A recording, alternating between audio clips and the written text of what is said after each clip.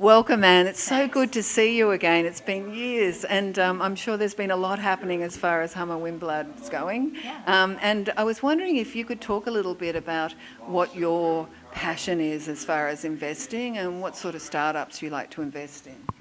Well, just a little history. Our fund, Hummer Winblad Venture Partners, was the first fund created to fund only software companies. And clearly the last decade has been the software decade. So if we look at the 10 most valuable public companies on the planet, 7 of them are tech companies, 6 of them are software companies. The 7th, Apple, certainly has its share of software assets. 10 years ago, if we looked on that same list, only Microsoft was on the list. And at about half the value with oil and gas companies and banks. So now it is really about software rising. We fund enterprise software, so we're not that fun to talk to at cocktail parties because it's really everything under the hood.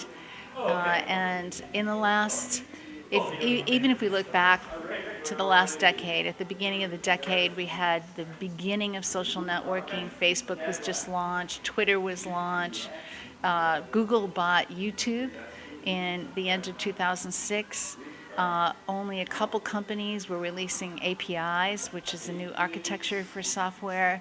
And we really didn't even have smartphones yet. Those didn't come until February of 2007, and App Store is not until 2008. So it's been an unbelievable decade for software. We usually take a software company and give them money at the A round. And if that company is going to become a public company, it's 8 to 10 years.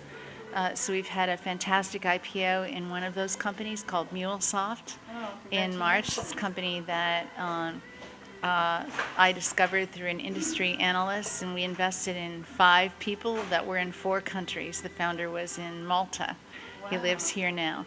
And they had a vision that the architecture for integration would change and that products like WebSphere, WebLogic, Tibco would become outdated. They were already even pretty old 10 years ago. And we would move to APIs for everything. And that company has been very, very successful. They have a market cap of about $3 billion.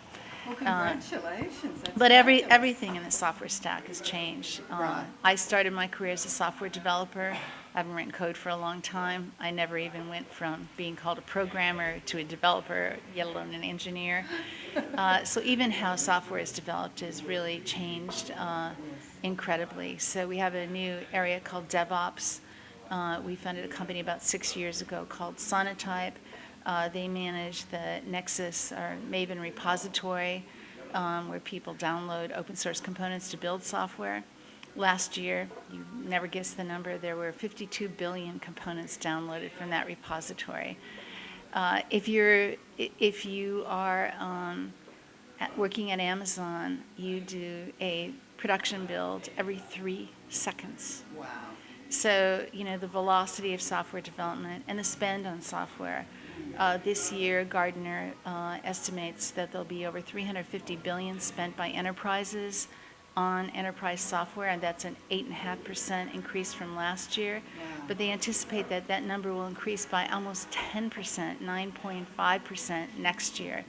So the scope of software, the massive scale, those 5 companies that we talked about that are the top 5, 2 are Chinese companies, Tencent, Alibaba, but the 5 US companies alone have a $1 trillion market cap. Apple's sitting on, $250 billion in cash, Microsoft over $100 billion. So we're at a brand new scale for enterprise software. Now, you could either look at this as an investor saying, game over, it's all happened in this decade. But realistically, the waves of change, we just talked about how recent they are. Cloud, IoT,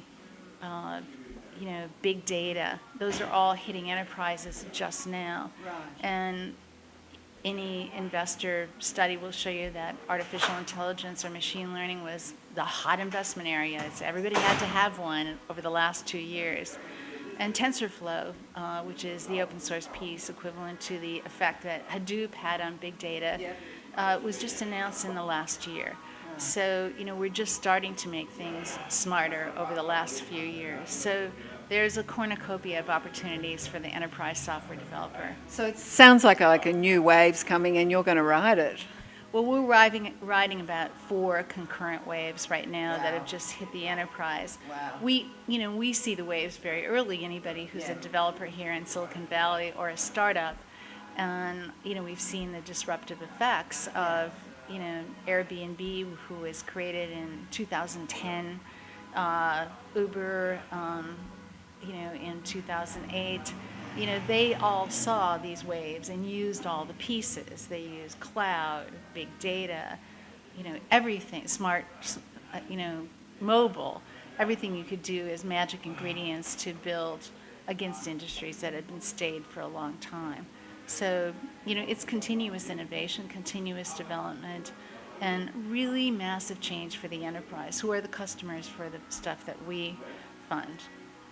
And so I always ask the investors if you've got an unusual, funny or weird story about being an investor. Do you have something you'd like to share?